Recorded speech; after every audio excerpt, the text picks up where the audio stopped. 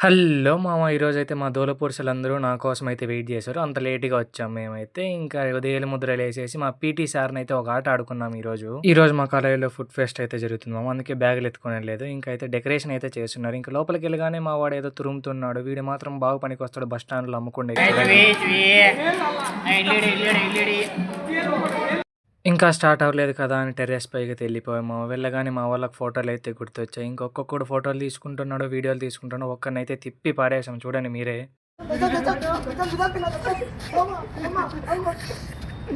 ఇంకా లెక్కలేనన్ని ఫోటోలు తీసుకొని ఇంకా స్టార్ట్ అయిపోయిందని వెళ్ళిపోయాము. వెళ్లి చూస్తే కాస్ట్‌లు మాత్రం బాగానే పెట్టారు. మేము కొనలేదన్నమాట.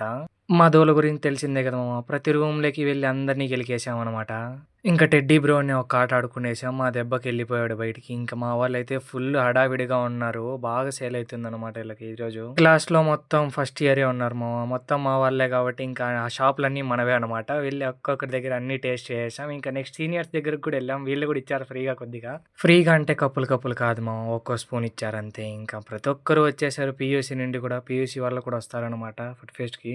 అక్కడ ఎవరిదో గ్యాస్ ఖాళీగా ఉందని ఆన్ చేసుకొని దానిపైన పెనం పెట్టి చపాతీలైతే కాల్చుకున్నాము. వీళ్ళొచ్చి అడిగితే "ఏవిరా చపాతీలంటే" తినేసామని చెప్పేసాం పాపం. సేల్ చేయడానికని తెచ్చారు మామ. ఇంకా ఫుల్‌గా ఎంజాయ్ చేసి ఇంటికి